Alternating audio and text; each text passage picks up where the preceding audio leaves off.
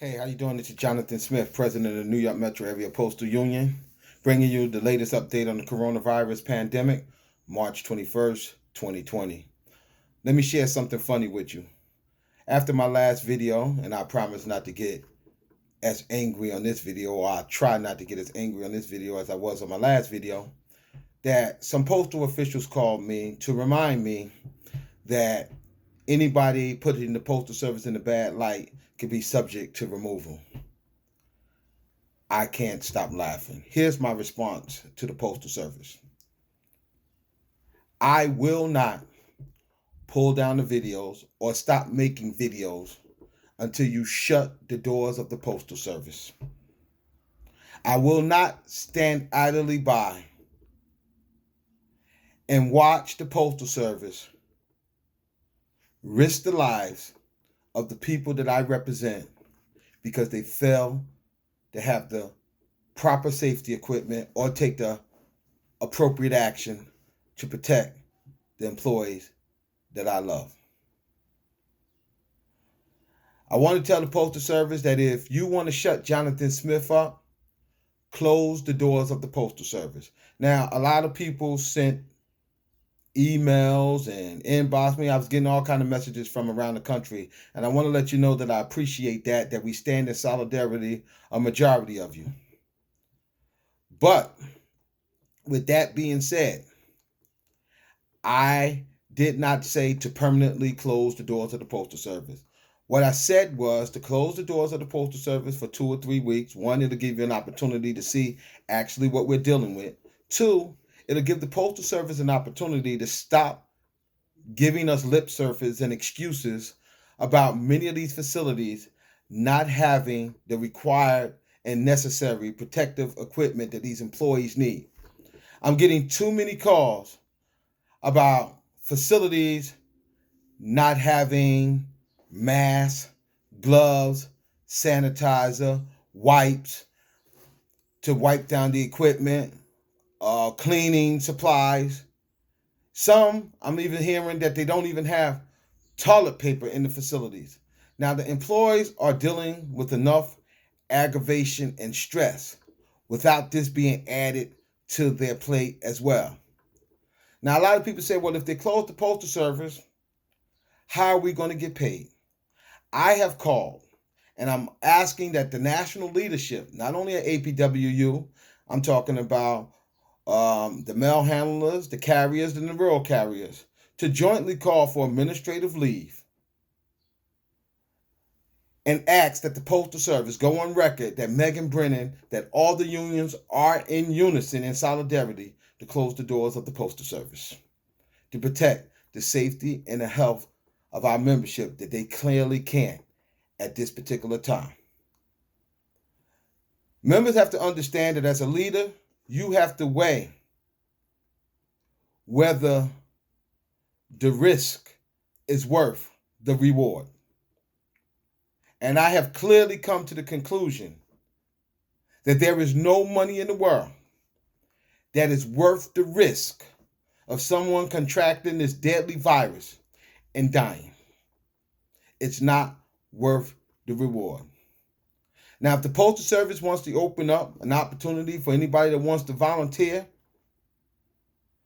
to risk their safety and health, that's your personal decision.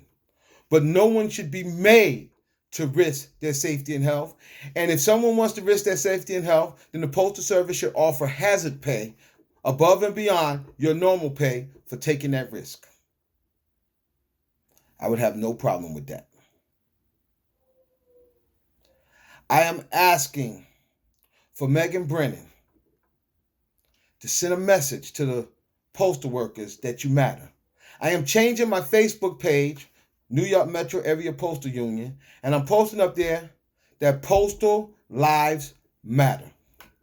And I'm asking everyone watching this video, every postal worker and everyone in support of the postal workers, to post on your cover page, on your Facebook page, Megan Brennan, Postal Lives Matter. That we need to be in solidarity right now, one union, four fingers but one fist in solidarity on this issue. This is something that we should not have no problem coming together on.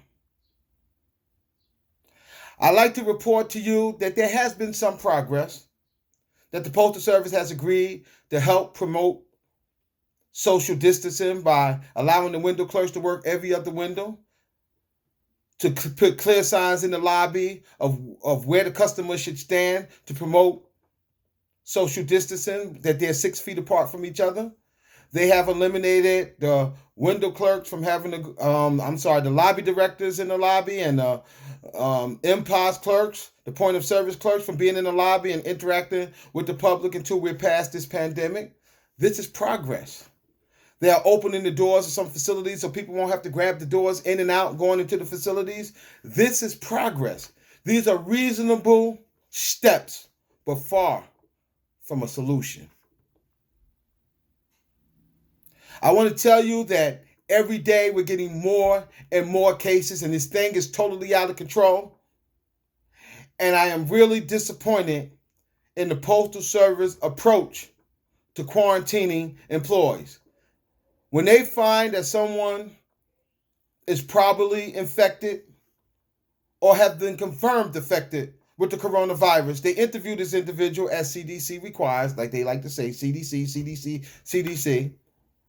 And this person identifies anybody that they've been in contact with, and only in that day where they find out, or just a few days before, when the doctors say that it'll take approximately 3 weeks from the time that you get the coronavirus to the time that you get violently sick, if you get the worst case of it. But they only go back a couple of days and interview that person. And whoever that person identifies as being in contact with, they quarantine them. But they don't go and interview that person that has been identified to find out who they was around, so we can chase the dominoes, chase the chain, to make sure that we protect the workforce as much as possible. And they won't do this because they say CDC does not require them to do it. I say common sense does require you to do it. So, I will continue to make these videos. I will continue to call out the Postal Service until the doors of the Postal Service is shut. So you might as well stop threatening me with a removal or whatever you're going to do. Do what you're going to do, because I'm going to do what I'm going to do, because I'm a leader, and leaders lead. And I'm getting a lot of calls from members around the country in support, and I feel very, very good about that. But a lot of people want me to tell them what to do. And I will not tell you what to do, because everybody in the Postal Service is grown. And if someone was going to send me in a hazardous situation, I won't go to a union. I won't go to management. No one has to make a decision for me. I'm going to protect myself. And I'm frustrated at the Postal Service because we do not mind working in hazardous conditions if we have all the proper equipment. We have done it before with the anthrax outbreak. But it's a difference between working in a hazardous position than you asking us to go on a suicide mission because you want me to do it without gloves, or you want me to do it without a mask, and you want me to do it without sanitizer. And I had some of my safety team go around to check all the equipment to make sure that these stations was properly stocked with all the required safety measures. And we look at the sanitizer, and the sanitizer has expired. Had dates on it 2014, 2015. Where did we get this hand sanitizer from? How are we protecting the employees when we got them using hand sanitizer that has expired and its effectiveness is long gone? Unacceptable. Unacceptable. I will not be quiet. I will not be shut up. I will not be silenced. Please, everyone, in solidarity, change the cover sheet of your Facebook page and copy it from New York Metro Area Union's postal Facebook page and put it on your Facebook page that Megan Brennan, Postal Lives Matter. And keep it up there until she decides to do the right thing and close the doors of the Postal Service.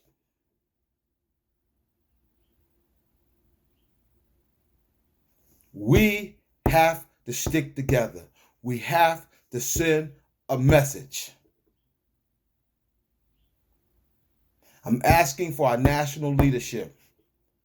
It's time for you to step out on that limb and jointly take a position to close the doors of the Postal Service. And send a message to these people that elected you and support you, that you support them too. Because postal lives matter. You will continue to hear from me. I will continue to fight. I will not give up on this. It's too important.